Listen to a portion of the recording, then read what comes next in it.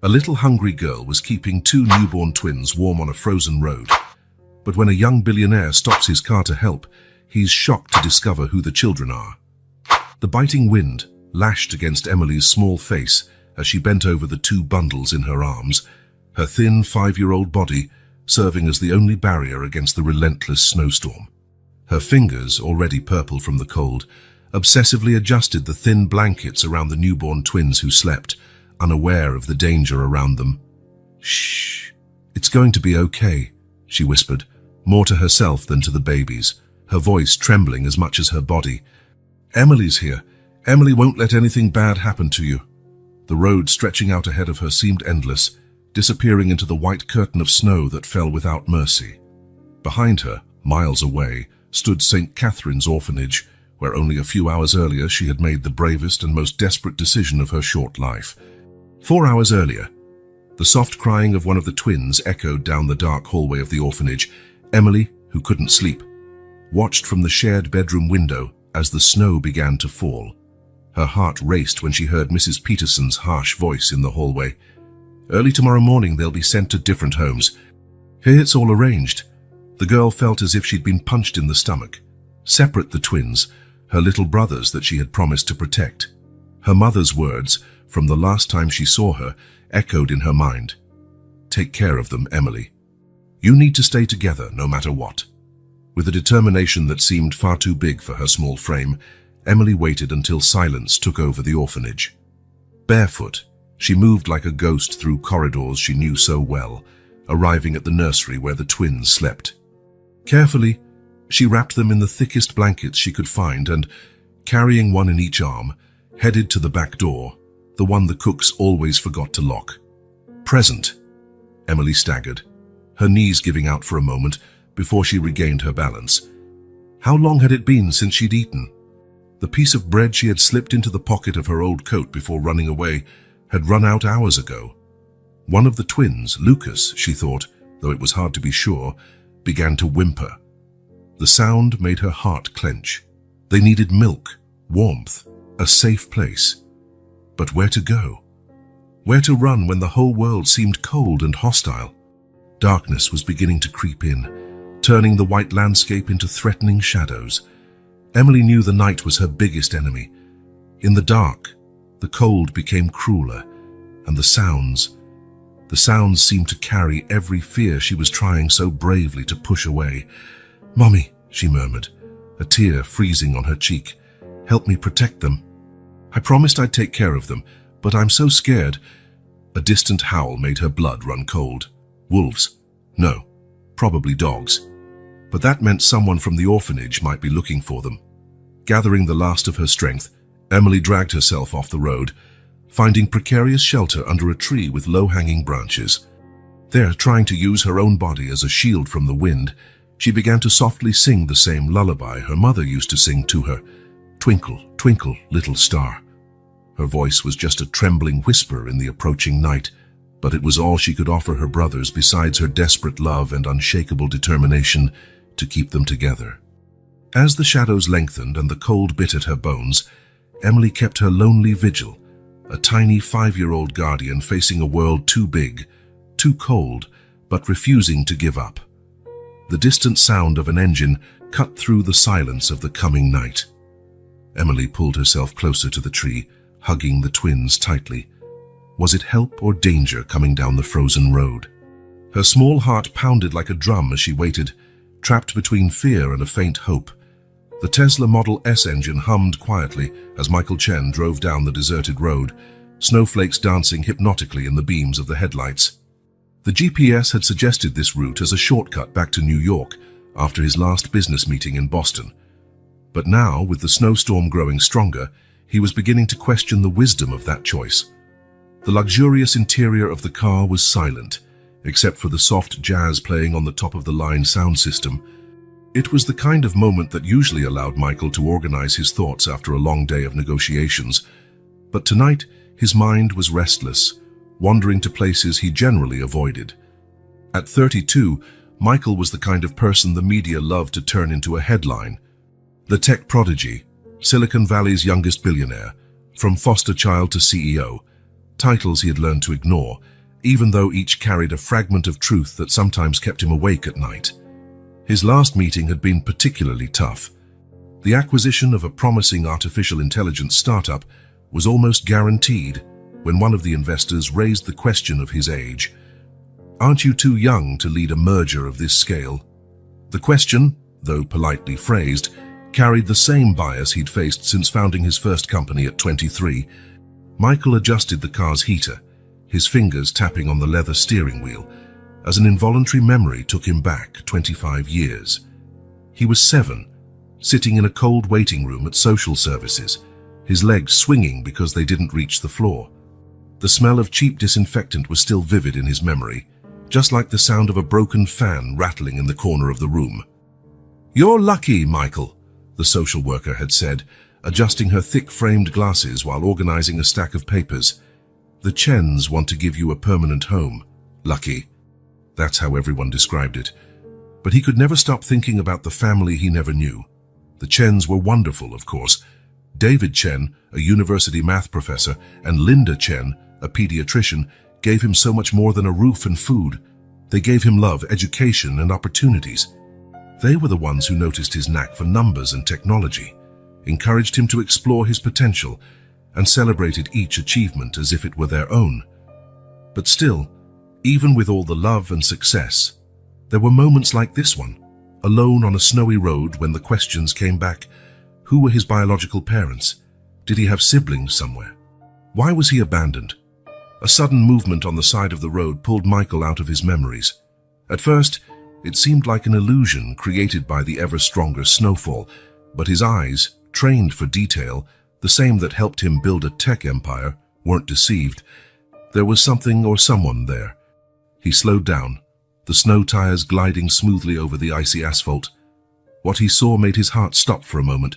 A small child, hunched over as if carrying something precious, practically buried in the quickly accumulating snow. "Oh my God," Michael murmured, stopping the car immediately, the hazard lights flashing against the white landscape. The biting wind hit him as soon as he opened the door, reminding him that he was wearing only his $3,000 custom-made Armani suit from Manhattan. It didn't matter.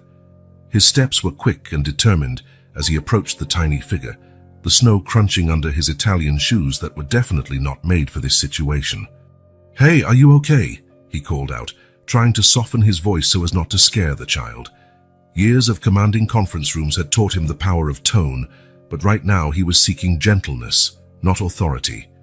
The girl lifted her face, and Michael felt as though he'd been punched in the stomach. Wide, frightened eyes stared at him, her small face red from the cold, lips almost blue and trembling uncontrollably. But what truly shocked him were the 2 bundles she was protectively holding against her chest.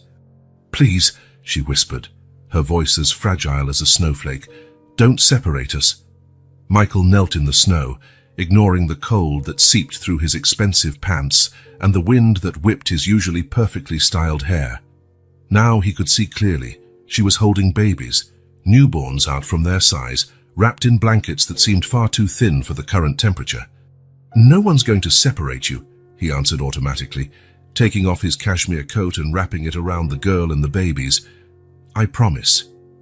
The promise slipped from his lips before he could think, driven by something beyond reason, maybe by the look in the girl's eyes, which held the same fear and determination he had often seen in his own reflection during childhood. It was the look of someone who had already experienced too many losses at a young age. "What's your name?" he asked softly, while checking the baby's vital signs with the basic knowledge he had picked up from countless visits to the hospital where his adoptive mother worked. To his relief, they seemed okay, protected by the warmth of their sister's body. "Emily," she answered, her teeth chattering from the cold, "and these are my little brothers." "Emily," Michael repeated, trying to convey all the calm and safety he could in his voice. "I'm Michael. You're freezing, and these babies need warmth. My car is right there. It has heating and—" He saw fear flash in her eyes, the natural distrust of a child who had learned the hard way not to trust strangers. It was a look he knew well, the one he'd seen in the mirror every morning during his first months with the Chens.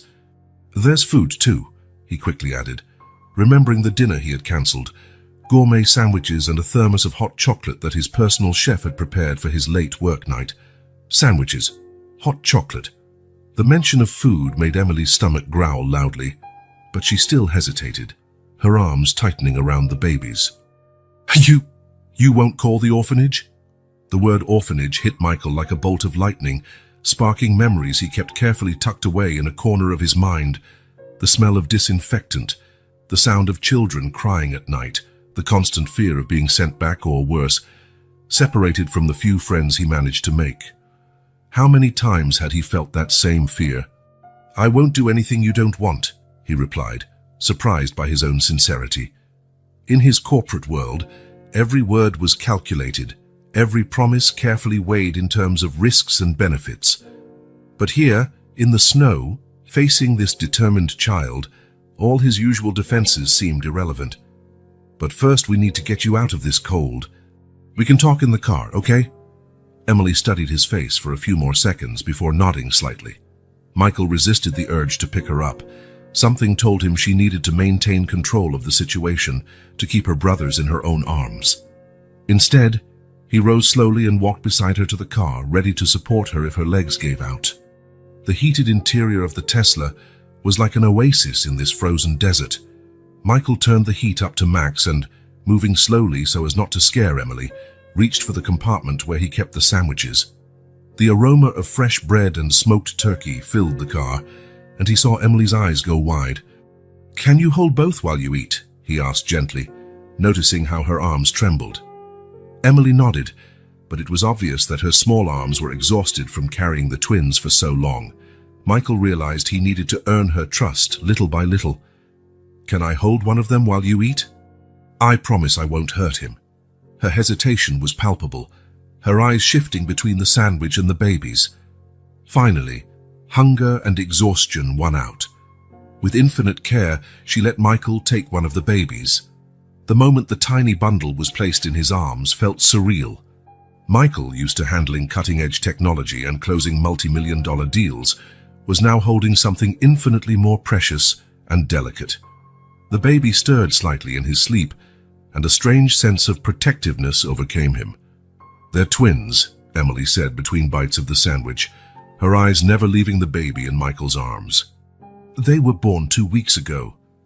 "And you were at the orphanage?" Michael asked softly, adjusting the blanket around the baby. Emily swallowed hard, tears forming in her eyes. "They were going to separate us tomorrow. I heard Mrs. Peterson talking. They were sending them to different homes." Her voice shook and she stopped eating for a moment. "I promised my mommy I'd take care of them. Promised I wouldn't let anyone separate us." Michael felt something break inside him. In his work, he was known for his ability to remain calm in any situation, to analyze complex problems with clarity and find innovative solutions. But faced with this child's heavy promise, he felt simultaneously powerless and determined to help. "Emily," he began, choosing his words carefully, "you and the babies need medical care. They need to be examined, and so do you." Panic immediately returned to her eyes. "No, they'll call the orphanage." "There's a very nice hotel a few miles from here," Michael said, an idea taking shape in his mind. The Grand Alpine Resort was a discreet place he often used for confidential meetings. "I know the owner. We can go there, call a discreet doctor to examine you, and then decide what to do. No orphanage, no separation, just to make sure you're okay. All right?" Emily bit her lip, looking from the baby in her arms to the one Michael was holding. Exhaustion was clearly winning out, but there was still fear in her eyes. "Do you promise you won't separate us?" Michael met her gaze, remembering all the promises adults had made to him as a child. Some were kept, others broken, but something about this girl, about this situation, made him want to be different. "I promise, Emily. And I always keep my promises." As he drove carefully through the snowy night toward the hotel, Michael alternated his attention between the road and the rear-view mirror, where he could see Emily finally giving in to fatigue, her eyes struggling to stay open, while still protectively holding one of the twins. His phone kept vibrating in the console. Dozens of unread notifications, meeting reminders, pending decisions that needed his attention. Sarah, his executive assistant, was probably having a panic attack over his sudden digital disappearance. Michael Chen, the CEO, should have been focused on his tech empire, on his corporate responsibilities. But in that moment, driving through the night with 3 children in his care, he was just Michael, the boy who once also needed someone to keep their promises. And as the snowflakes continued to fall outside, he made another silent promise. He would do everything in his power to keep these 3 children together and safe. With one hand on the wheel, he grabbed his phone and quickly sent a message to Dr. James Morrison, an old friend of his adoptive mother, who now worked as a private doctor for clients who valued discretion. "I need you at the Grand Alpine Resort in 1 hour. Medical emergency. Maximum discretion required." The reply came almost immediately. "On my way." Next, he typed another message, this time to Robert Kane, the hotel manager. "Prepare the presidential suite immediately. Need absolute privacy. 3 special guests, a child and 2 babies. Children's clothes, diapers, baby formula. Everything top quality. Urgent. It will be arranged immediately, Mr. Chen." Michael looked again in the rearview mirror. Emily had finally fallen asleep, her small hand still clutching the blanket that covered her brother. On the seat beside him, the other twin also slept peacefully in the makeshift cradle of his arms. The snow continued to fall outside, but the car's interior was warm and safe. Michael thought of all the big decisions he'd made in his life, dropping out of college to start his first company, risking everything on a new technology when everyone said it was crazy, making billion-dollar acquisitions that transformed the market. But none seemed as significant as the decision he was making now. The lights of the Grand Alpine Resort began to shine in the distance, like a beacon in the darkness of the night. Michael could already envision the next steps, Dr. Morrison discreetly examining the children, rooms prepared with every comfort possible, new warm clothes, proper food for everyone. But beyond that, for the first time in years, Michael Chen, the man who planned every move with calculated precision, was improvising. And as he steered the car into the hotel entrance, where Robert Kane waited with his most discreet and trusted staff, Michael realized he didn't mind the uncertainty of the future. Those 3 children needed him now, and he would be there for them no matter what it meant. "Welcome to the Grand Alpine," he whispered to his 3 sleeping travel companions, a soft smile on his lips as he parked. "I think our lives are about to change forever." The morning sun filtered through the silk curtains of the Grand Alpine Resort's presidential suite, casting golden patterns on the luxurious carpet. Emily, sitting in a chair too big for her size, watched in wonder as the twins slept peacefully in 2 cribs that had been brought in during the night. After the medical exam the night before, when Dr. Morrison assured them that everyone was fine, just in need of rest and good nutrition, Emily finally allowed herself to relax a bit. The warm bath, the new soft clothes, and the most comfortable bed she had ever experienced made it feel like she had stepped into a fairy tale. Michael, who had slept in a connecting suite, entered the room quietly, carrying a breakfast tray. The smell of pancakes, eggs, and hot chocolate made Emily's stomach rumble. "Good morning," he smiled, placing the tray on a nearby table. "Did you sleep well?"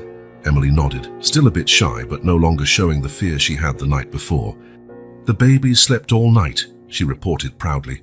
"They only woke up to eat." Michael sat in a chair across from her, watching as the girl devoured the pancakes with appetite. It was hard to believe that less than 24 hours ago, he had found her nearly frozen by the side of the road. "Emily," he began softly, "do you feel ready to tell me more about how you ended up on that road?" The girl put down her fork, her eyes instantly growing more serious. It was impressive how a 5-year-old could appear so grown up at times. "We were at St. Catherine's orphanage," she started, her small voice steady. "Mommy left us there a month ago. She cried a lot, said it was for our own good, that she would come back when she could." Emily paused, playing with a piece of pancake on her plate. Michael waited patiently, knowing some stories need their own time to be told. "Last night, I heard Mrs. Peterson on the phone. She was saying she found different families for the twins, that they would pick them up this morning." Tears began forming in her eyes again. "I couldn't let that happen, Mr. Michael. Mommy made me promise to keep us together, no matter what." Michael leaned forward, offering a napkin for Emily to dry her tears. "You were very brave, Emily. And very smart, too. How did you manage to leave with the babies?" A small, proud smile appeared on her face. "I always paid attention to everything.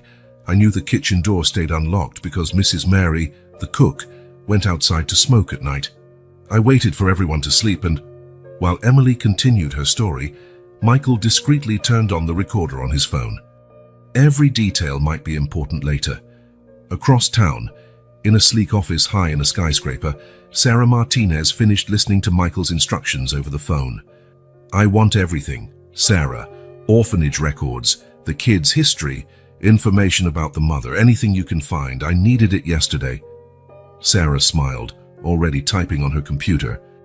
It wasn't the first time her boss had asked for the impossible, but it was the first time she heard him so emotionally invested in something. "I've already started, Mr. Chen. I have some contacts at social services who can help. Having the orphanage name helps a lot. I'll focus first on the intake records from the last 2 months." "Excellent. And Sarah?" "Maximum discretion. No one can know we're investigating this." "As always, sir." Back at the hotel, Michael watched Emily playing with the twins. She had improvised a little puppet show with some teddy bears provided by the hotel staff, narrating an elaborate story for the babies who, although too young to understand, seemed mesmerized by her voice. "And then the older teddy bear promised Daddy Bear he would take care of his little bear siblings forever and ever," she narrated, changing her voice for different characters. Michael felt a pang in his chest. How could such a young child carry so much responsibility? His phone vibrated. A message from Sarah. Initial results coming in found the intake records. Emily Watson, age 5, and twins Lucas and Liam Watson, admitted 32 days ago. Mother, Jessica Watson, 28 years old. Father, not listed. Michael read the message several times. They finally had a name, Jessica Watson. But where was she? Why had she left the children? Sarah soon sent another message. "Something's off here, Mr. Chen. Standard procedures weren't followed." Usually, babies so young wouldn't be accepted without full documentation, and there are inconsistencies in the social worker visit logs. "Keep digging," he replied. "I want to know everything about that orphanage." A soft cry interrupted his thoughts. One of the twins had woken up. Before Michael could move, Emily was already there, picking the baby up with a surprising gentleness for someone so small. "This is Lucas," she said confidently. Michael still couldn't tell the twins apart, but Emily never got confused. "He always wakes up first. Liam sleeps more." "How do you know so much about them, Emily?" Her face grew serious again. "Mommy taught me everything before she left. She showed me how to hold them right, how to know when they're hungry or sleepy." Emily trailed off, her gaze growing distant. Michael recognized that expression. It was the same one he had when thinking about his own hazy past. "Do you want to tell me about your mom?" he asked gently. Emily shifted Lucas in her arms before answering. "She's pretty. She has hair like mine, only longer, and she sang to us every night." Her voice faltered a bit. "She was always sad, but she tried to smile for me. She only cried after she thought I was asleep." Michael felt his heart clench. There was more to this story than a mother simply abandoning her children. His phone vibrated again. More messages from Sarah. Found police records. Jessica Watson filed several domestic violence reports over the years, all withdrawn afterward. Husband? Still searching. The records are deliberately incomplete. Someone tried to erase info. But I'm following a lead. Michael looked at Emily, who was now softly humming the same lullaby he heard her sing on the road, probably learned from her mother. "Emily," he called gently, "do you remember the last day you saw your mom?" The girl continued to rock Lucas for a moment before replying, "It was raining. Mommy was different, more scared than usual. She packed our things in a backpack, kissed me, and said it was just for a little while, that she'd be back soon." Flashback, 32 days ago, rain pounded against the windows of the small apartment. Emily was sitting on her bed, watching her mother frantically pack some clothes into an old backpack. "Sweetie, I need you to be very brave right now," Jessica said, her hands trembling as she folded a small pajama. You're going to stay in a safe place for a little while, just until Mommy settles some things. But I want to stay with you, Mommy, Emily whimpered, hugging her favorite teddy bear. Jessica stopped what she was doing and knelt in front of her daughter. Her eyes were red, but she tried to smile. Emily, my love, you're the big sister now. I need you to promise me something very important. Emily nodded solemnly, sensing this was a special moment.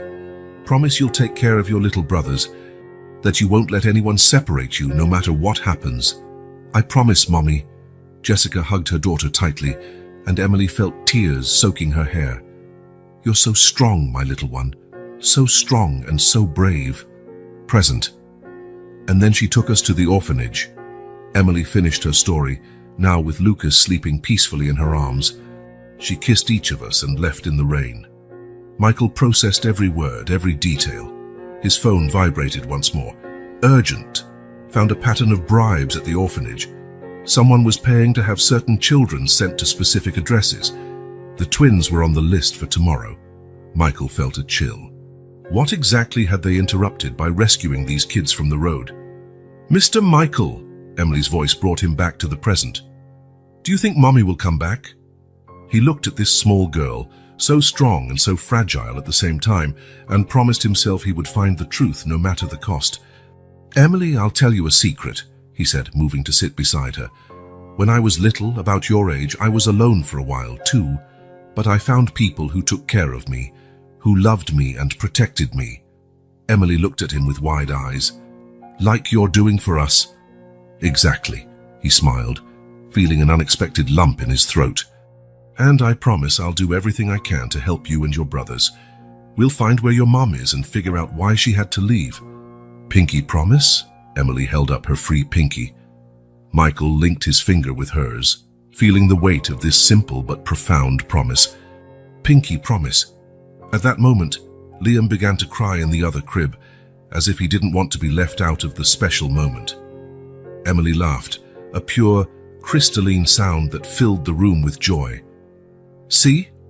I told you Liam slept more. Michael stood up to pick up Liam, surprised at how natural it already felt to care for these babies. His phone vibrated again, but he decided it could wait. Now was the time to be present, to simply be family. Across town, Sarah Martinez continued her tireless investigation, her fingers flying over the keyboard as connections formed. Somewhere, Jessica Watson was hiding, trying to protect her children from a danger only she fully understood.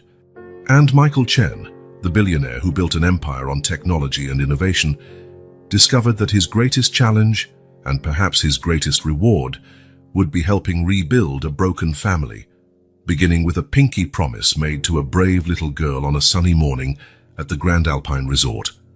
The glow of a computer monitor was the only light in Michael Chen's office when Sarah Martinez walked in, carrying a thick folder of documents.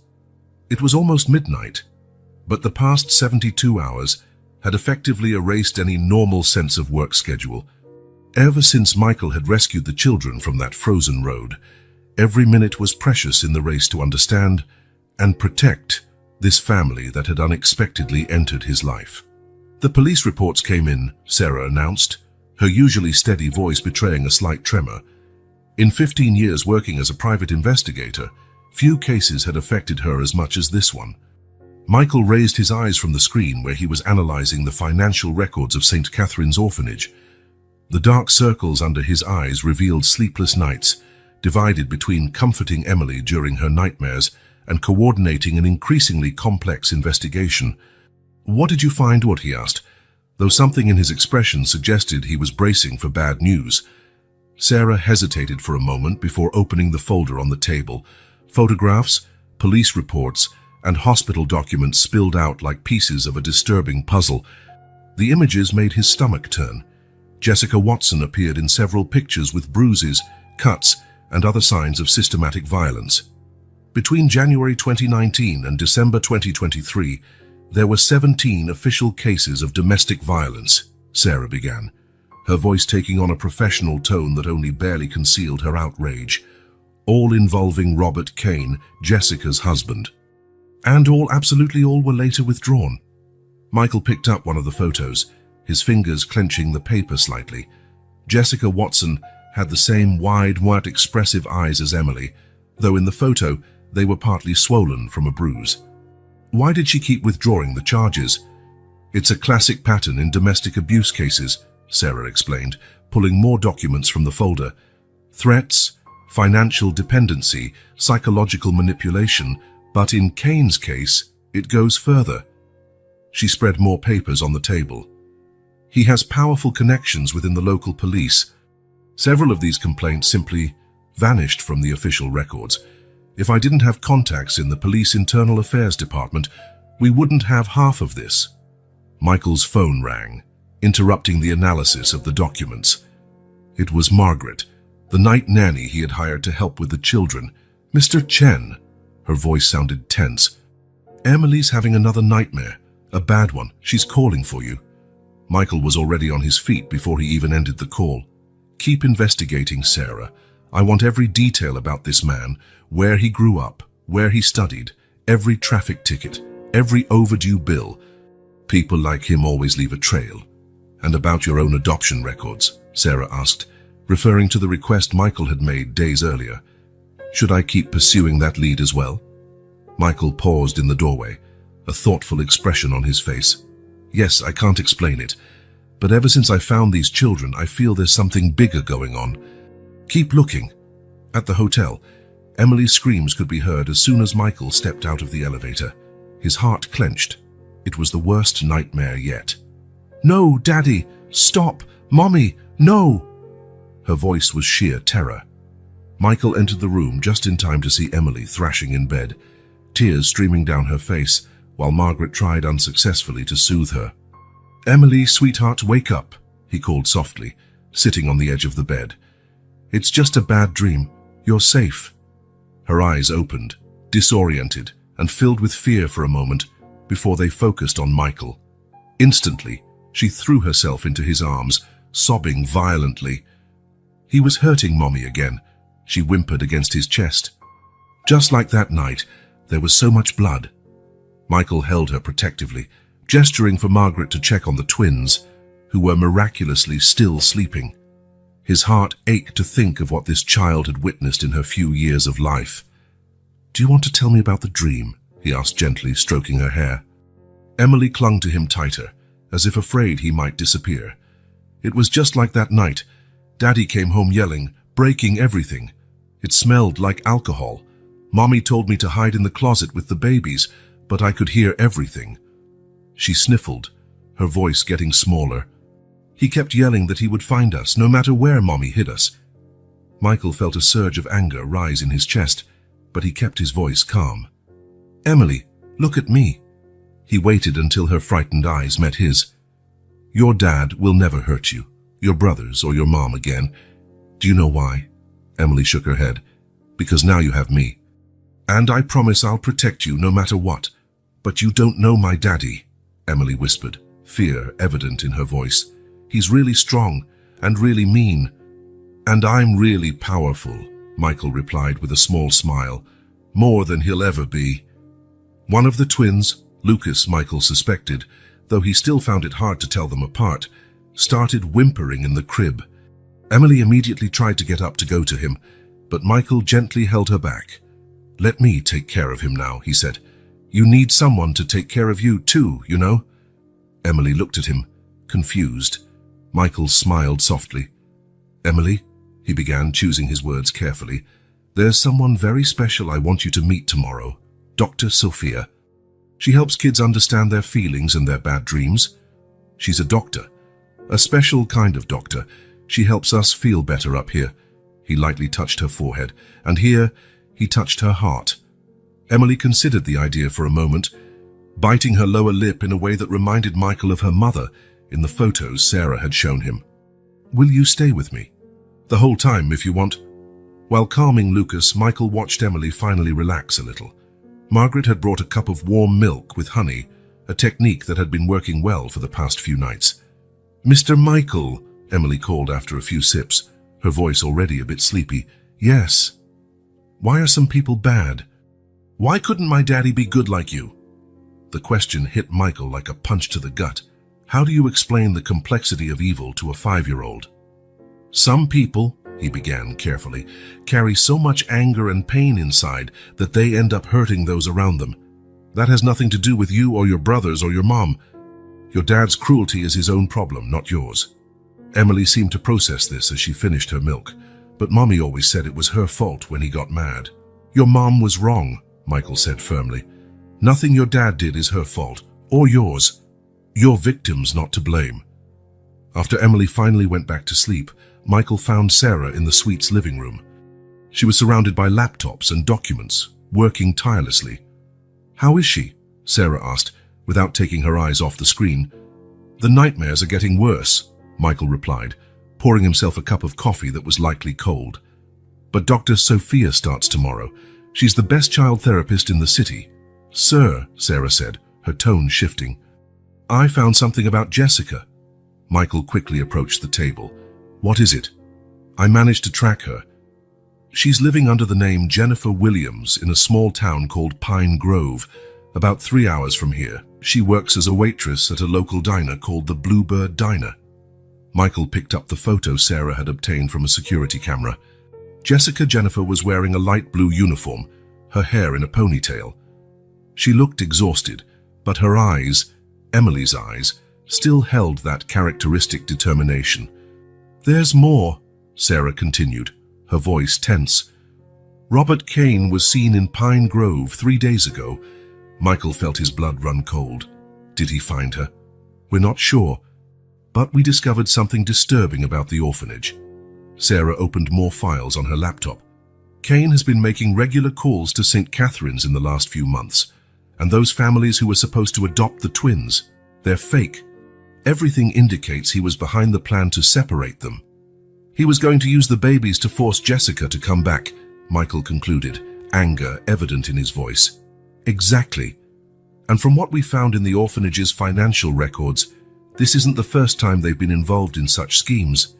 Michael began pacing around the room, his mind working quickly.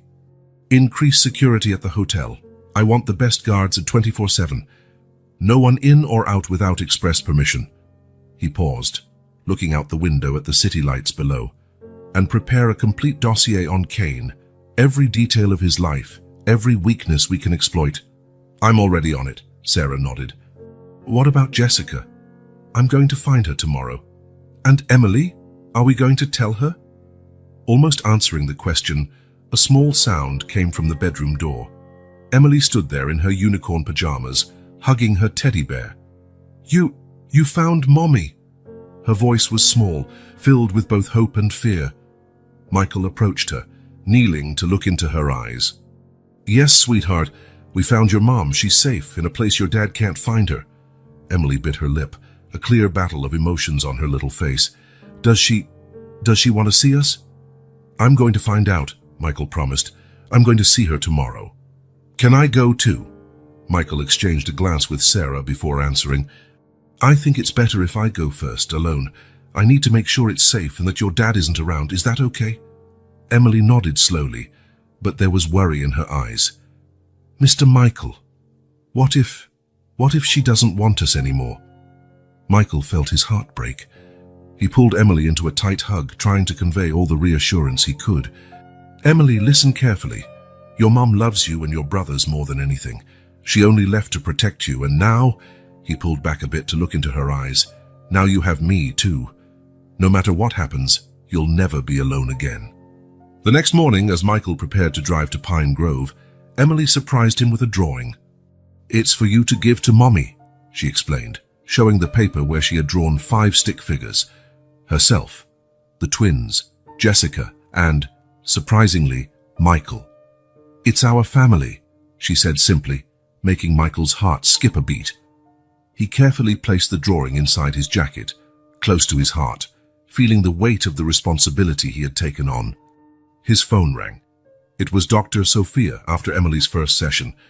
Mr. Chen, Emily is an incredibly resilient child, but she carries significant trauma. She'll need consistent support and a lot of love to process everything she's been through. She'll have all the support she needs, Michael assured her. How is she now? Playing with her brothers. She has an extraordinary bond with the twins. But Mr. Chen, the doctor hesitated. Emily told me about her worries regarding the meeting with her mother. She's afraid her mom might think she wasn't strong enough because she ran away from the orphanage. Michael frowned. But she was incredibly brave. Yes, but in the mind of a 5-year-old, running away might seem like a failure, not a show of courage. She needs to hear from her mother that she did the right thing. As he drove along the highway toward Pine Grove, Michael received constant updates from his security team. Kane had been spotted in town, but his current whereabouts were unknown. The man seemed like a ghost, appearing and disappearing without leaving a trail. Sarah had put together a complete profile of him, a dishonorably discharged ex-military man with a history of violence dating back to his teens, connections to corrupt politicians and local criminals. A predator, hiding behind a facade of respectability, using his connections to always stay one step ahead of the law. But this time he messed with the wrong victim, Michael muttered to himself, gripping the steering wheel as he drove. Kane might have connections to corrupt local politicians, but Michael Chen had the power of one of the world's biggest tech companies at his disposal, and he was willing to use every penny, every resource to protect Jessica and the kids. The afternoon sun was beginning to set when he saw the sign, "Welcome to Pine Grove, population 12,347. The small town looked like something out of a postcard, with tree-lined streets and well-preserved Victorian homes, the kind of place you wouldn't expect to find such intense drama unfolding. His phone rang one last time. Sarah again. "The Bluebird Diner is at the corner of Main Street and Cedar Avenue. Jessica, or rather Jennifer, starts her shift in an hour. And sir, our men confirmed Kane was at the Mountain View Hotel 2 days ago, but he left town this morning. For now, it seems safe. Maintain surveillance," Michael instructed. "And Sarah, thank you for everything." Parking his car a discreet distance from the diner, Michael took Emily's drawing out of his jacket. 5 stick figures, a family brought together by fate, and the courage of a 5-year-old girl. "It's time," he said to himself, sliding the drawing back into his pocket. In a few hours, he would be face to face with Jessica Watson, the woman who had risked everything to protect her children.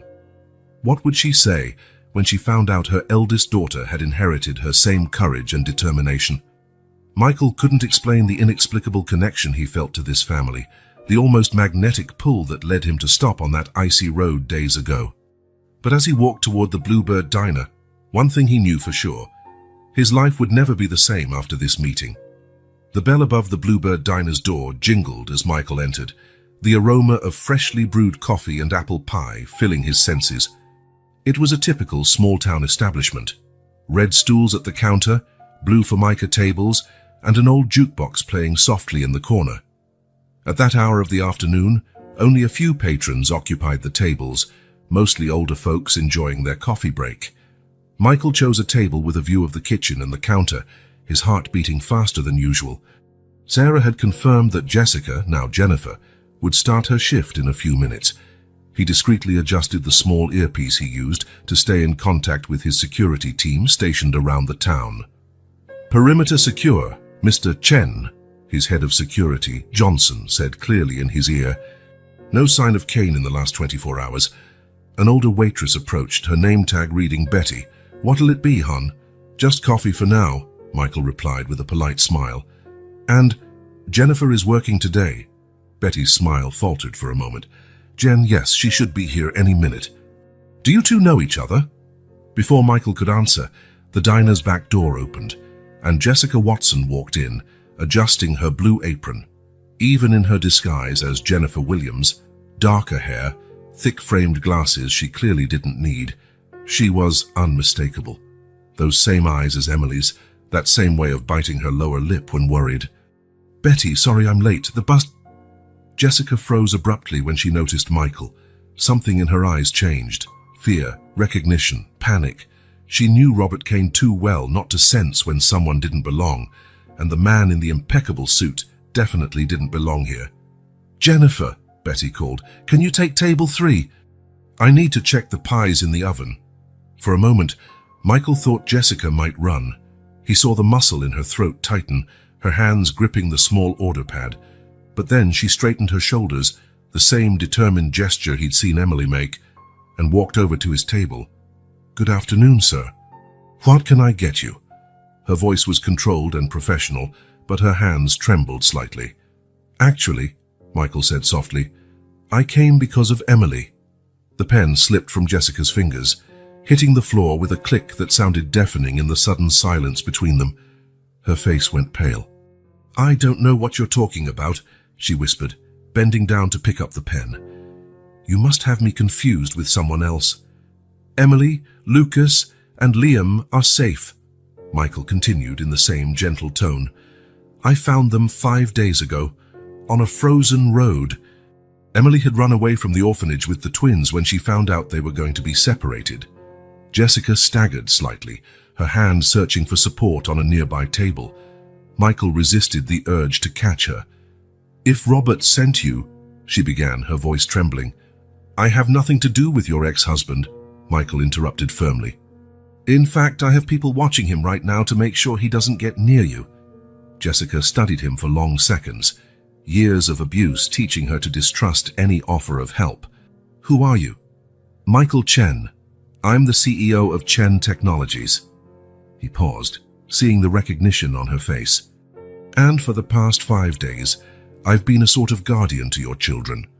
"My children," Jessica repeated, as if the words were physically and emotionally painful.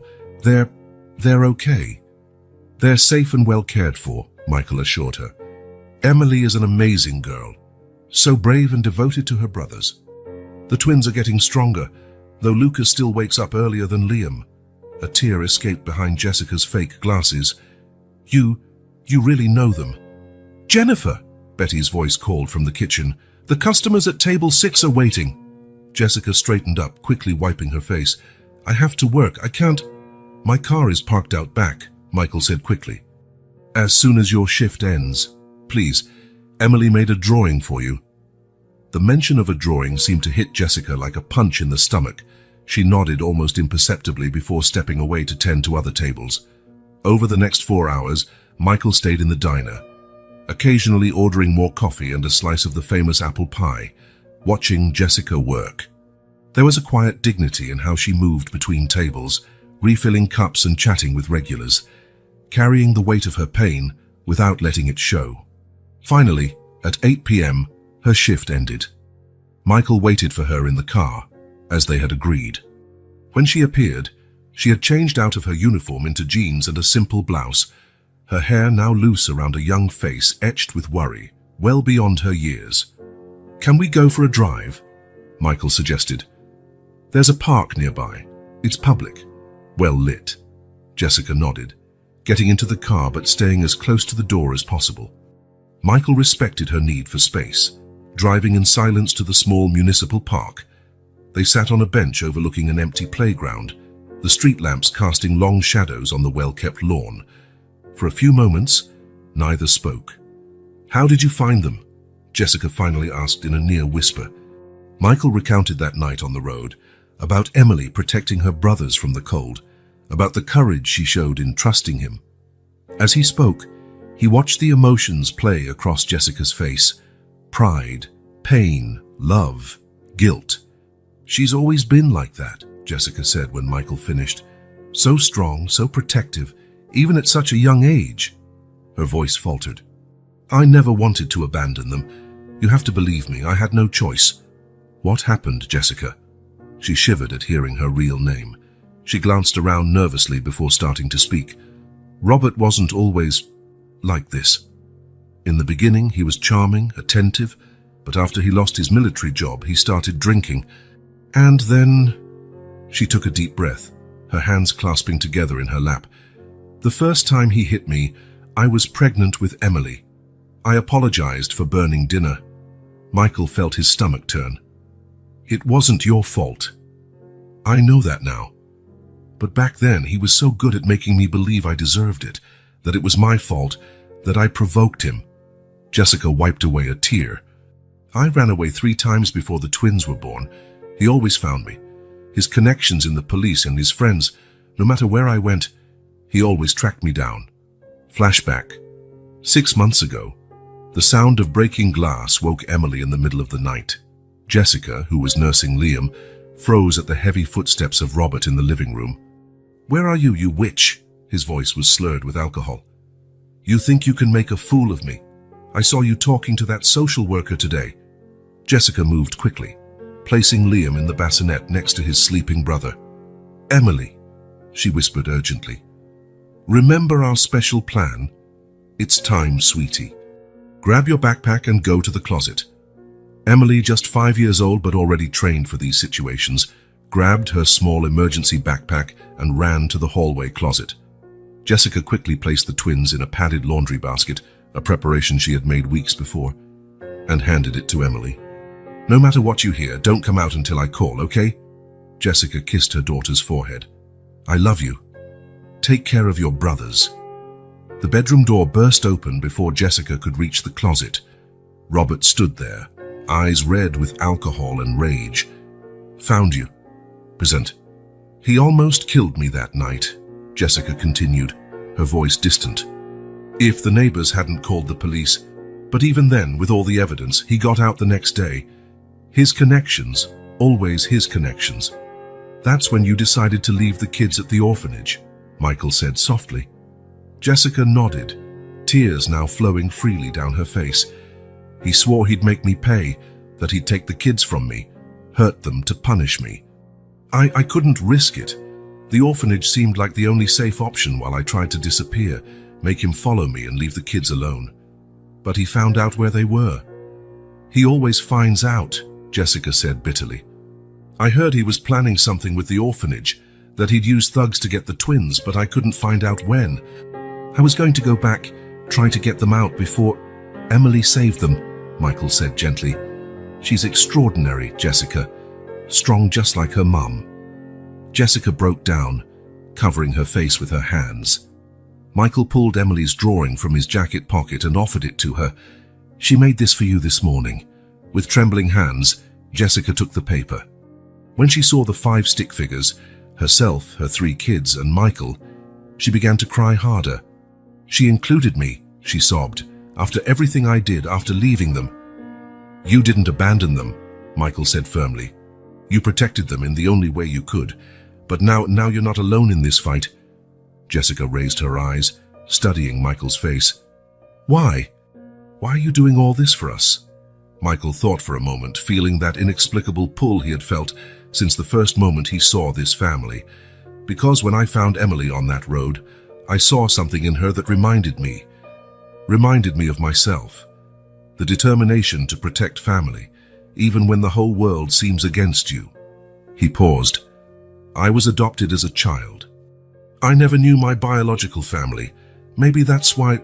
Do you want to see them? Jessica interrupted gently. Your kids. I can show you pictures. They're not babies in pictures anymore, Michael warned softly. The twins have grown a lot this past month. Jessica nodded, her hands shaking as she pulled out her old phone. Michael noticed the scratches on the screen, likely a reminder of some violent episode with Robert. As she looked at the recent photos Michael had taken of the children, her sobs subsided, replaced by small sounds of surprise and joy. Lucas still has that little swirl in his hair, she noted, smiling through tears, and Liam, he looks so strong now. Emily, her voice failed at the photo of her oldest daughter playing with the twins. She looks, happy. She is very loved, Michael assured her, but she misses you a lot. She has nightmares almost every night. Jessica closed her eyes tight. I want to see them. God, I want to see them so badly. But Robert is being monitored around the clock, Michael interrupted. I have the best lawyers preparing cases against him, private investigators gathering evidence of all his illegal activities. He's never going to hurt you again, Jessica. Not ever. You don't know Robert, Jessica said, fear evident in her voice. He has powerful people protecting him. Politicians, judges, and I have more power and resources than all of them combined, Michael replied with calm conviction. Your daughter told me something similar, that her dad was really strong and mean. You know what I told her? Jessica shook her head. That I'm far more powerful than he'll ever be. And it's true, Jessica. Robert Kane might have connections in a small town, might have a few corrupt cops and politicians in his pocket, but I run one of the biggest tech companies in the world. I have virtually unlimited resources and, more importantly, the law on my side." "Why?" Jessica asked again, her voice breaking. "Why do you care so much?" Michael looked at the starry sky for a moment before answering. "Sometimes the universe puts certain people in our path for a reason. When I found Emily on that road, holding her brothers in the cold, something inside me just knew I had to protect them, that they mattered." He smiled softly. "And now that I've met you, I'm certain I made the right choice that night." Jessica looked down at Emily's drawing in her hands, her fingers tracing the stick figures gently. "When can I see them?" she finally asked, her voice full of hope and fear. "Tomorrow," Michael answered without hesitation. "I have a secure hotel with private security 24/7. I can send a car for you after your shift. And Robert, my men confirm he left town this morning, but even so, we'll take every precaution. You're no longer alone in this, Jessica." She nodded slowly, carefully tucking the drawing into her bag. "You know, Mr. Chen, ever since I left my kids at that orphanage, I've replayed that moment 1,000 times in my head, wondering if there was another option, if I could have done something different." She paused, wiping away a tear.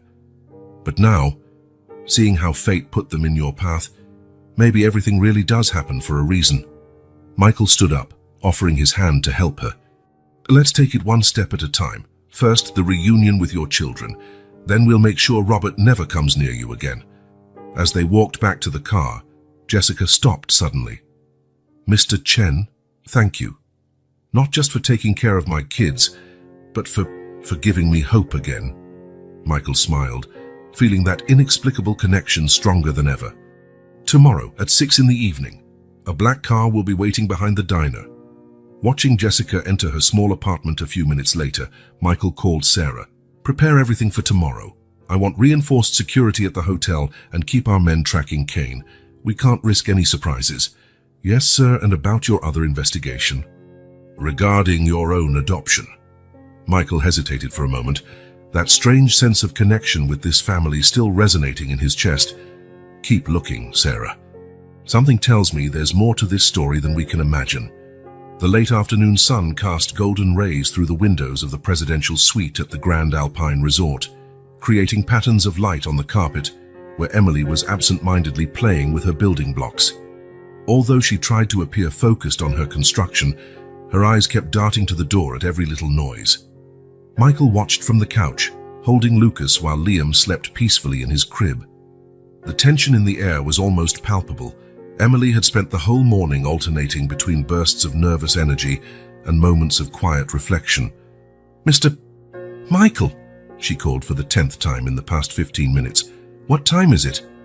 5:40, he answered patiently. "She'll be here in 20 minutes.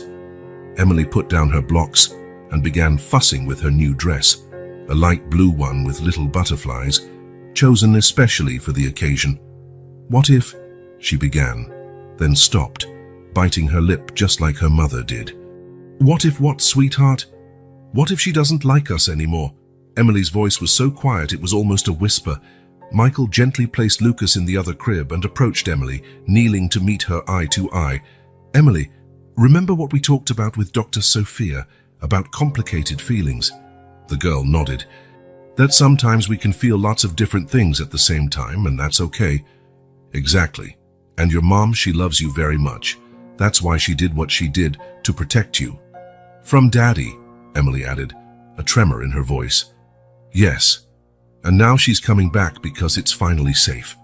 Michael's phone buzzed, a message from his security team. The car with Jessica had just pulled into the hotel parking lot. "Emily," he said softly, "she's on her way up. Are you ready?" The girl glanced at her sleeping brothers, then at her own small hands twisting nervously. "Can I hold your hand?" "Of course you can." The next few minutes felt endless. Emily squeezed Michael's hand tighter with every sound of footsteps in the hallway. Finally, there was a soft knock at the door. Michael felt Emily freeze beside him. "Do you want me to open it?" She nodded, unable to speak. When the door opened, revealing Jessica, now without the fake glasses, her hair back to its natural color, time seemed to stand still, Mother and daughter stared at each other in charged silence. "Mommy," Emily's voice trembled. Jessica dropped to her knees, tears already streaming down her face. "My love." For a moment, no one moved. Then, like a dam breaking, Emily let go of Michael's hand and ran into her mother's arms. "Mommy, Mommy, Mommy," she repeated through sobs, her little arms clinging tightly to Jessica's neck. "Forgive me, my love," Jessica cried, covering her daughter's face with kisses. "Forgive me for leaving. I love you so much, so much." Michael stepped back discreetly, giving them space. But then Emily suddenly pulled away from her mother's arms. "You promised," she shouted, her voice carrying a surprising anger. "You promised you'd come back soon. Pinky promise." Jessica swallowed a sob. "I know, my love. I know. I was so scared," Emily continued, tears of anger mingling with tears of joy. "The babies cried at night and I didn't know what to do, and Mrs. Peterson was mean, and they were going to take my brothers away." "Emily," Michael called gently, worried about the intensity of her outburst, but Jessica raised a hand, silencing him. "No, she needs this. She needs to let it out." "I had to be strong," Emily sobbed. "I had to take care of them all by myself. Why didn't you come back sooner?" "Because your dad was looking for me," Jessica answered honestly, following Dr. Sophia's advice to be open with Emily. "He wanted to hurt us, so I had to make him chase only me, away from you. But I thought about you every minute, every second." A soft cry interrupted.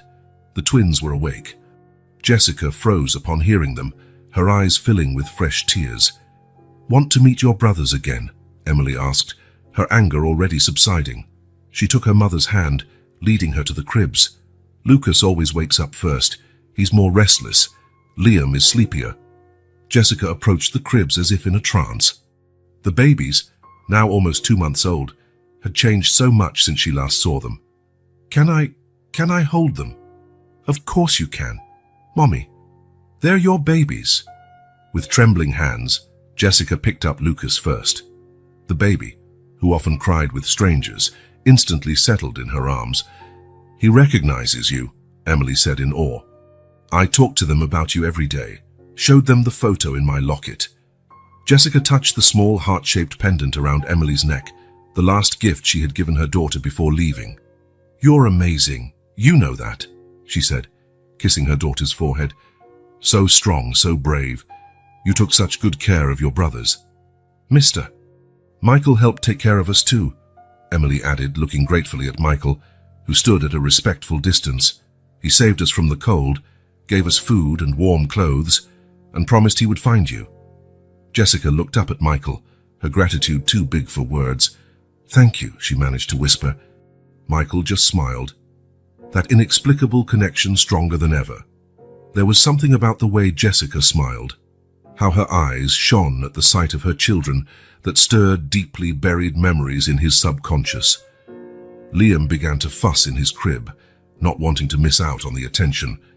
"He's hungry," Emily informed with the authority of a big sister. "It's a different cry than the sleepy one." Jessica laughed through her tears. "You really do know all their different cries, huh?" "I had to learn," Emily replied, a shadow briefly crossing her face. But then she smiled brightly. "Want to see the room Mr. Michael made for us? It has stars on the ceiling that glow at night." As Emily showed her mother around the suite, proudly pointing out every detail, Michael watched the transformation in Jessica. The frightened woman he'd found in the diner was slowly giving way to the mother she had always been, strong, loving, determined. The twins, now back in their mother's arms, looked calmer than Michael had ever seen them. It was as if, even at such a young age, they knew they were finally safe. "Mommy," Emily asked after a while, her voice hesitant, Are you going to stay with us now?" Jessica looked at Michael, who nodded almost imperceptibly. "Yes, my love. I'm never leaving you again." "Pinky promise." Emily linked her pinky with her mother's, a smile lighting up her face. "Pinky promise." Michael discreetly wiped away a tear that threatened to fall. Seeing this family reconnect, healing deep wounds with love and forgiveness, stirred something fundamental in him. It was as if a part of him that had always felt incomplete finally started to make sense. His phone vibrated. Another message from Sarah. Found something in the adoption records. We need to talk, urgently. Michael slipped the phone back without replying. Whatever Sarah had discovered could wait. This moment, this sacred reunion of mother and children, deserved to be experienced without interruption. Mr. Michael, Emily's voice pulled him back to the present. Come see, Mommy's going to sing our lullaby. Joining the family, Michael felt a peace he'd never known before. Tomorrow would bring new challenges, more revelations, more battles to fight. But in that instant, in that hotel suite turned sanctuary by a family's love, everything was exactly as it should be. Morning had barely broken when Sarah Martinez walked into Michael Chen's private office at the Grand Alpine Resort. Her normally composed face wore an expression he had never seen before, a mixture of shock, emotion, and apprehension. I found it, she said simply, placing a folder on the desk. And Michael, you need to sit down for this. Michael, who had spent the night reviewing documents about Robert Kane, looked up. Sarah never called him by his first name, always Mr. Chen or Sir. The change in her usual protocol was the first sign that something extraordinary had happened. My adoption records, Sarah nodded, opening the folder with near reverence. It was difficult. Many files were deliberately hidden, some destroyed, but I reconstructed the story through hospital records, birth certificates, and... She hesitated. Records from St. Catherine's Orphanage. Michael felt his heart skip a beat. The same orphanage? It's no coincidence, Michael. None of this is coincidence. With hands that suddenly felt too heavy, Michael took the first document Sarah offered, an old birth certificate, yellowed with age. Marie Anderson, Sarah explained, pointing to the name on the certificate. Your biological mother. She had 2 children, a boy in 1992, you and a girl in 1995. The world seemed to stop spinning for a moment.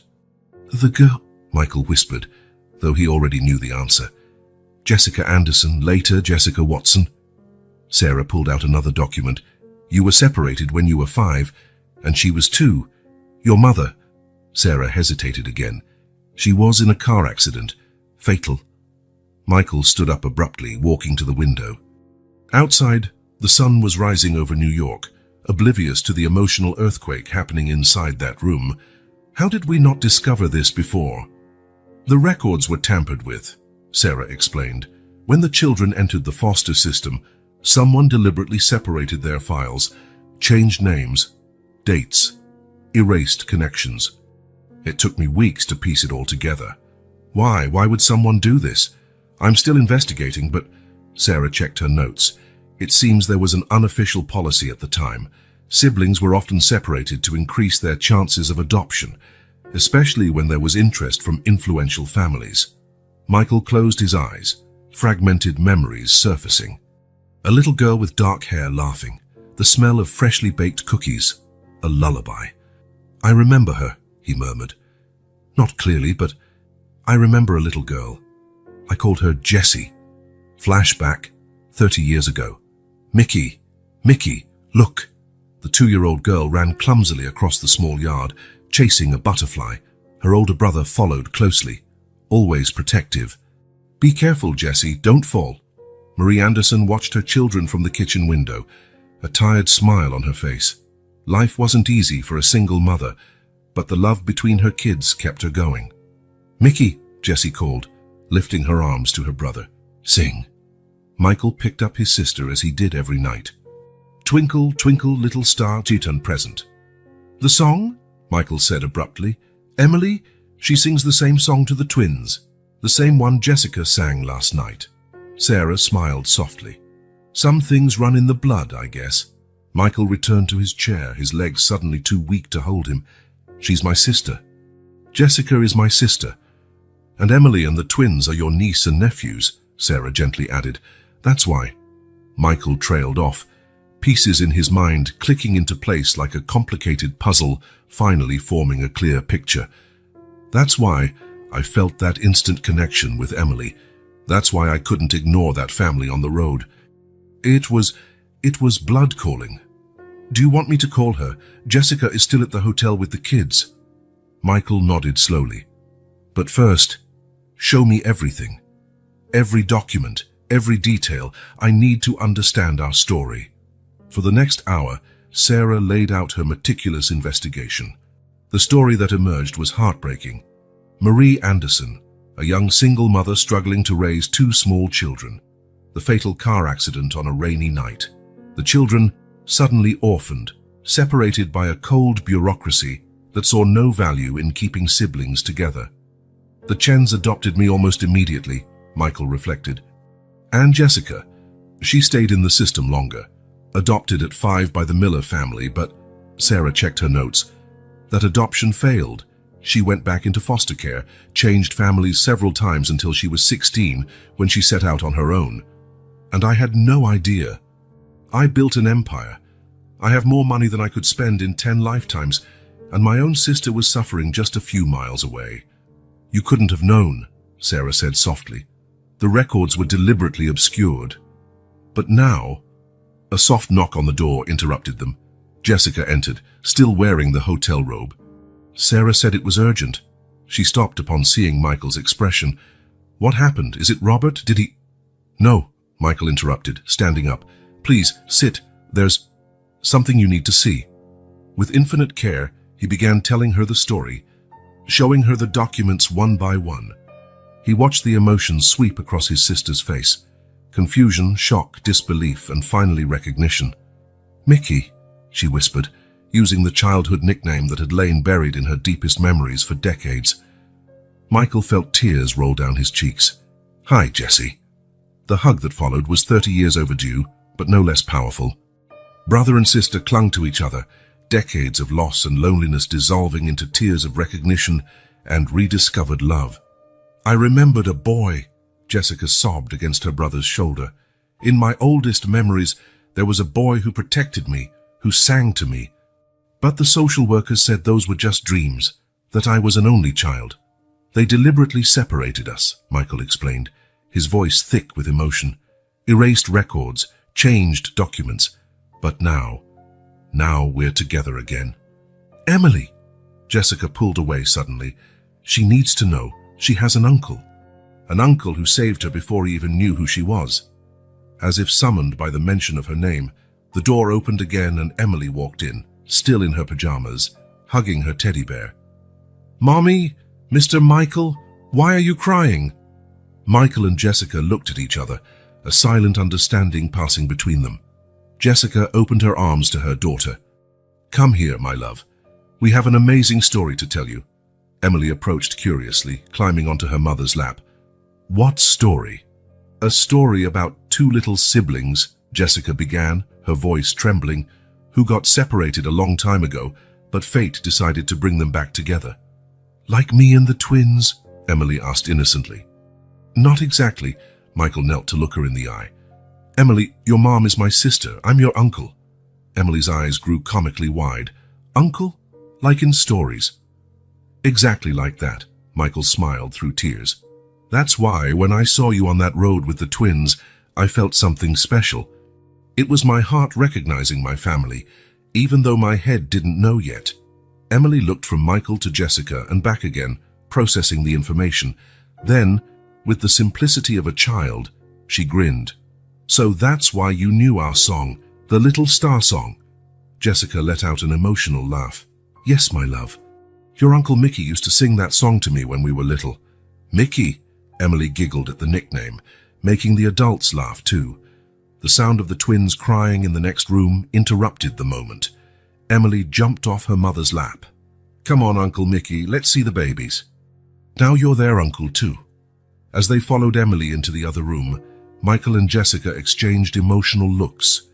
There was so much to process, so much to learn about each other, so many lost years to make up for. But now they had time, and most importantly, they had each other.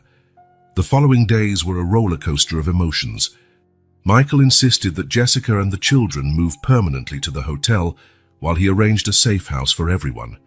His legal team worked tirelessly on the cases against Robert Kane, building a solid argument that would finally keep him away from the family.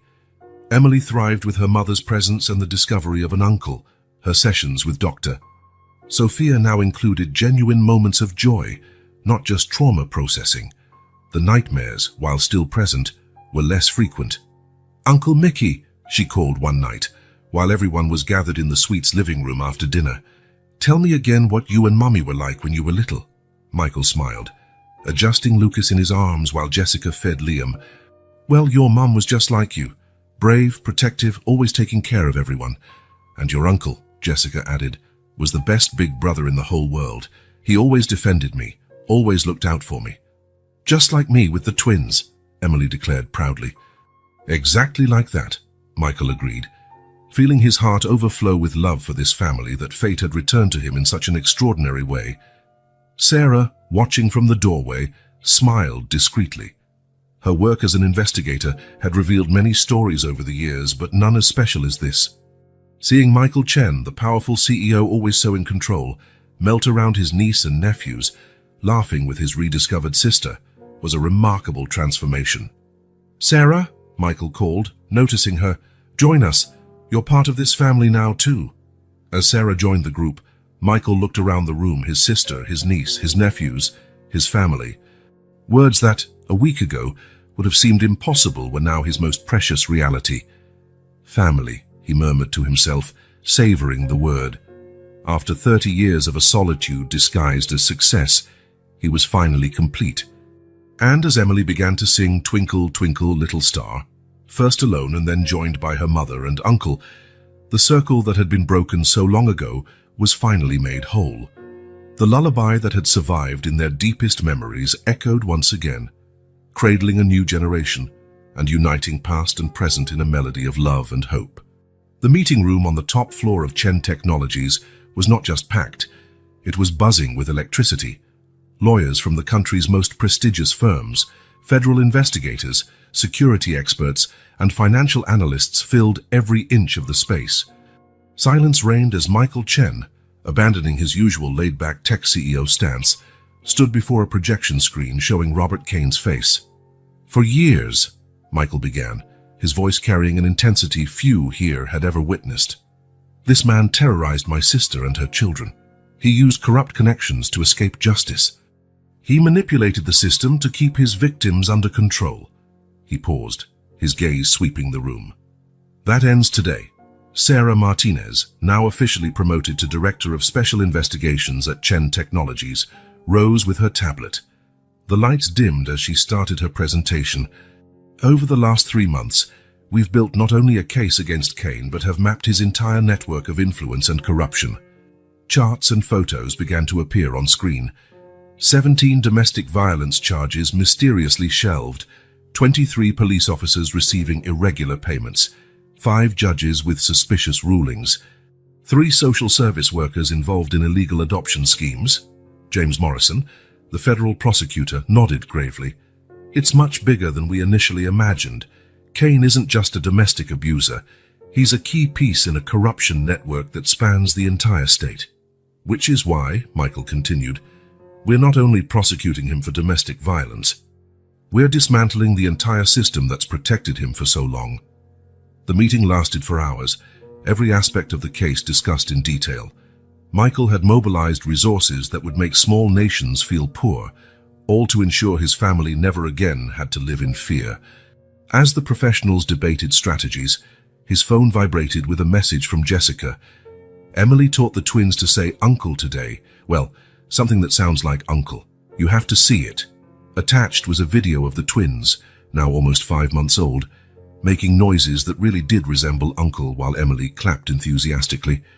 The contrast between the tension in the meeting room and the sweetness of that family moment made Michael smile. "Is there a problem, Mr. Chen?" Morrison asked, noticing his expression soften. "On the contrary," Michael replied, putting the phone away. "Just a reminder of why we're doing all this." 2 weeks later, the operation was launched. In a coordinated action involving the FBI, federal police and state authorities, Robert Kane's entire network was exposed and dismantled. The front page of the New York Times was just the tip of the iceberg. "Corrupt businessman arrested in federal operation, organized crime network dismantled." Flashback. 6 months earlier, Jessica shivered in her tiny Pine Grove apartment, clutching her old cell phone to her chest. Another threatening call from Robert. "I'll find you and the kids," he had said, his voice slurred with alcohol. "Doesn't matter where you hide. I have friends everywhere." That night, she barely slept, every noise making her jump. Present in the Chen mansion, Jessica woke with a start, an old nightmare clawing at her consciousness. But instead of the terrifying silence of her former apartment, she heard the sound of children laughing in the garden. Approaching the window, she saw Emily helping Michael push the twins in their specially designed jogging strollers. Her brother, always so formal and in control in the corporate world, had his sleeves rolled up, hair tousled, laughing like a child. "Faster, Uncle Mickey!" Emily shouted, running beside the strollers. "They love it when you go faster." "Nightmare." Dr. Torres's gentle voice came from the door. Jessica wasn't surprised. Her therapy sessions usually started around this time. "Memory," Jessica corrected, turning to her therapist. "But this time was different. I woke up and reality was better than the dream." Her sessions with Dr. Torres had become a fundamental pillar in Jessica's healing. The cozy office, set up in one wing of the mansion, was a safe space where she could finally process years of trauma. "How has this week been?" the doctor asked as they settled into comfortable chairs. Jessica pondered the question, her eyes drifting to the garden where her family played. "Yesterday," she began, "Emily spilled a glass of milk on the living room rug, and She paused, tears beginning to form. "What happened?" "She got so scared." For a moment, I saw my own fear in her eyes. "With Robert, an accident like that would mean—" She shuddered. But Michael just laughed. He said it was a great chance to teach the twins about accidents and cleaning up your own mess. He turned it into an educational game. "And how did that make you feel?" "Free," Jessica whispered, "like another chain had broken." Emily laughed so hard trying to clean the rug with the twins, helping. It was beautiful to see her just being a child, unafraid. The Chen mansion had become not just a home, but a sanctuary of healing for the entire family. What was once a monument to wealth and corporate success now pulsed with life and love. The old formal dining room, with a massive table seating 20, had been replaced by a cozier space. A new round table, specially crafted by a local artisan, had seats for 8, the core family and the regular extras like Sarah and Dr. Torres. The kitchen, once a showroom of high-tech appliances rarely used, now was the heart of the house. Michael hired a chef who not only prepared meals, but also taught Emily how to make cookies and cupcakes, always with the twins watching, clapping their chubby little hands. "Uncle Mickey," Emily called one afternoon, covered in flour from head to toe. "I made special chocolate cookies for you." Michael Dees, who had just left a video conference with international investors, didn't hesitate to pick his niece up, even if it meant ruining his Italian suit. "These are the most special cookies in the world," he declared after tasting them, even though they were slightly burnt. Fit for the best 5-year-old chef on the planet. The children's rooms were completely transformed. Emily's, once a generic guest room, was now a fairy tale kingdom with hand-painted murals of a magical forest. Fluorescent stars on the ceiling formed actual constellations. Michael's idea to spark his niece's interest in science. The twins' room was a soft explosion of colors and textures, with furniture designed to stimulate their development. A discreet, state-of-the-art monitoring system let Jessica finally sleep peacefully, knowing her babies were safe. Michael's adaptation to family life surprised everyone, especially himself. The man who once lived for spreadsheets and meetings now organized his corporate schedule around family milestones. "Mr. Chen," his new executive assistant said one day, "the board is asking to postpone the 3 p.m. meeting to 4 p.m. "Impossible," Michael replied without hesitation. "It's the day of Emily's school presentation. She's reciting a poem she wrote about family." The news of Kane's arrest and the dismantling of his network brought a wave of relief to the family, but also new emotional challenges to process. "He'll never hurt us again?" Emily asked one night at dinner, surprising them all with her direct question. Michael and Jessica exchanged glances before he answered, "No, princess. He's in a high-security prison far away, And even when he gets out, there are laws and very powerful people making sure he can never come near you." "Like you?" Emily asked. "Like me? Like Aunt Sarah? Like all the friends helping us keep our family safe?" Spring arrived, bringing not just flowers and longer days, but also a special idea from Michael. On a particularly beautiful morning, he gathered the family for an announcement. "How about a special picnic?" The sparkle in his eyes told Jessica she already knew his intention. When the car stopped on that road, now transformed by spring into a corridor of wildflowers, the emotions ran high. "It's here," Emily whispered, recognizing the place where her life had changed forever just a few months ago. Michael had planned everything down to the smallest detail. An elegant canopy had been set up under the large tree, shielding them from the sun while giving a view of the flower-filled field. Colorful cushions and soft blankets created a cozy space perfect for a family afternoon. The twins, now much more active, crawled around the sheltered area, occasionally stopping to try grabbing a flower or chasing a butterfly. Emily, initially quiet upon recognizing the location, soon brightened up when she saw the toys and games Michael had brought. "Did you know this was where I first met Uncle Mickey?" she explained to her brothers as she tried to teach them how to make flower crowns. "I was so scared, but he showed up just like in fairy tales. And you," Michael hugged her from behind, "were the bravest princess I had ever seen." Jessica watched the scene with a heart overflowing with love and gratitude. In her arms, Liam played with her necklace, the same one that held the only photo she'd managed to save when she fled Robert, a picture of Emily as a baby. "What are you thinking about?" Michael asked, sitting down next to her. "Miracles," she answered softly. "How that terrible night when I ran with the kids, I thought everything was over. That we'd never have a chance to be happy." She paused, watching Emily try to teach Lucas to blow on a dandelion. "And now look at us." Michael took her free hand, squeezing gently. "You know what's even more amazing? How everything lined up. If I hadn't decided to take that shortcut on that specific night, destiny," Jessica completed. "Or maybe the love of a little sister for her big brother is strong enough to cross decades of separation." Laughter interrupted them. Emily had managed to make the twins giggle loudly by blowing soap bubbles at them. "Uncle Mickey," she called, running toward him with a crooked flower crown made with all the love in the world. "I made this for you. Now you're officially the king of our family." Michael lowered his head solemnly, allowing his niece to crown him. Jessica couldn't hold back her laughter at the sight of her powerful CEO brother wearing a crown of wild daisies. "No, little one," he corrected with a gentle smile. "There are no kings or subjects here. We're all equal, a family that loves each other very much."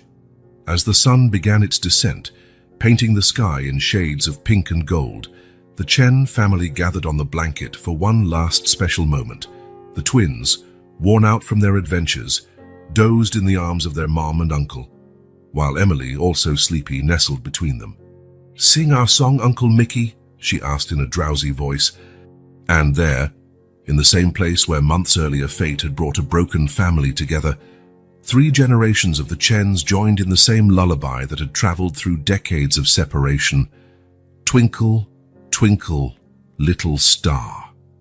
Michael Chen, gazing at his family under a sky that was beginning to show its first stars, finally understood the true meaning of success. It wasn't in the awards decorating his office, the billions in his bank account, or the headlines praising his business achievements. Real success was there, in Emily's sleepy smile, in the comfortable weight of Lucas in his arms, in the peaceful look on his sister's face, in the promise of thousands of moments like this in the future. It was the certainty that his family, once torn apart by fate, was now complete and stronger than ever. "Shall we go home?" Jessica suggested, as the first star appeared in the sky. "We're already home," Michael replied, his voice filled with emotion. "Wherever we are together, that's our home." Emily, almost asleep, murmured, "Best family in the world." And as they packed up the remains of the picnic under the starry sky, Michael knew, with a certainty that came from the deepest part of his soul, that all his previous achievements had simply been preparing him for this moment. Every challenge overcome, every victory won had led him here, to this field of flowers where, on a winter's night, destiny had conspired to reunite a broken family. Jessica, settling the sleeping twins in their strollers, smiled at her brother, a smile carrying decades of lost love finally found. Emily, drowsy but happy, held one of their hands in each of hers, connecting past and present, pain and healing, separation and reunion. "Will we always be this happy?" she asked with a child's innocence. "We'll always be us," Michael answered, kissing the top of her head. "A family, no matter what."